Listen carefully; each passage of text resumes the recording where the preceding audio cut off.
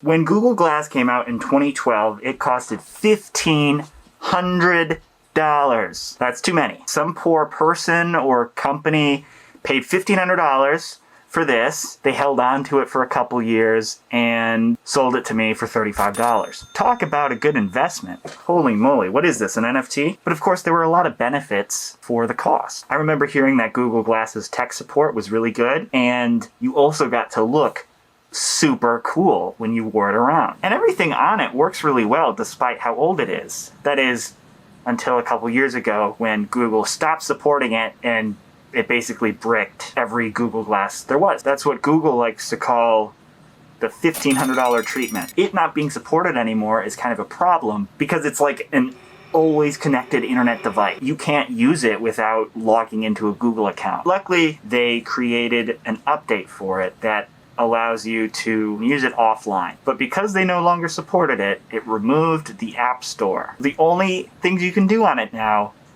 are take pictures, record video, and watch those pictures and video, and the settings. That's it. Look, I'm pulling a case in the iStat. This is pretty creepy. So it's a phone camera from 2012, and you can really tell.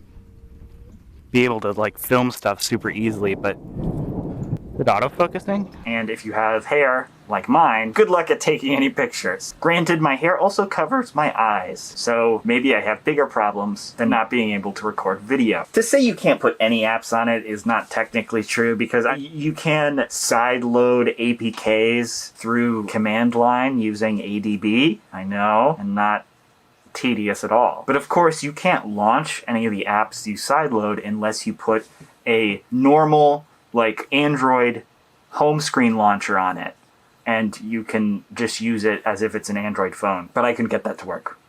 That's what you're supposed to do, though. I was doing some Googling to try to figure out like how to install apps, and I came across this Reddit post that was like asking the same question. After reading through it, I realized that I made that post. I made the post a couple years ago. Is this what it feels like to be old?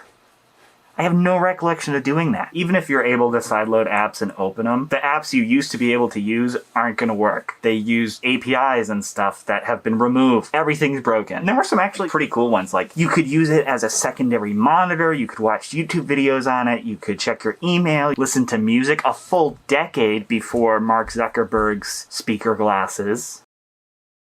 And I was human. I am human, still. These are all cool things. I guess it's not necessarily groundbreaking, but it's like, these are cool. It's neat, at least. It's neat. What might make that shutdown even more frustrating is that Google still makes Google Glasses right now. They're just made specifically for companies, for their employees to use. So all the cool apps and features are working on some Google Glasses, just not on the individual people's ones who paid $1,500. Back in 2012, Google's motto was still "don't be evil." And like, sure, they didn't pay any taxes, but at least they were pretending to be good. It's definitely cool to be able to record things without having to like hold a camera up. It's kind of not worth the effort. The Snapchat glasses might be at like a higher resolution.